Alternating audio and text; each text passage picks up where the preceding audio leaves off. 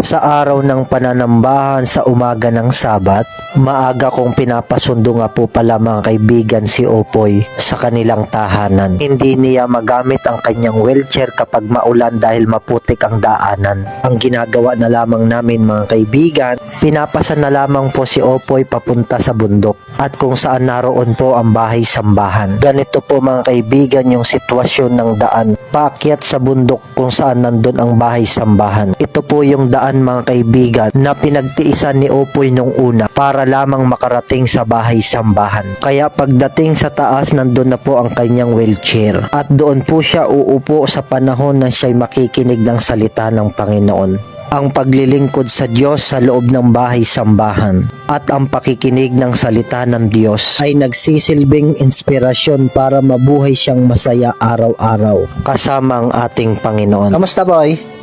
Hello, kuya.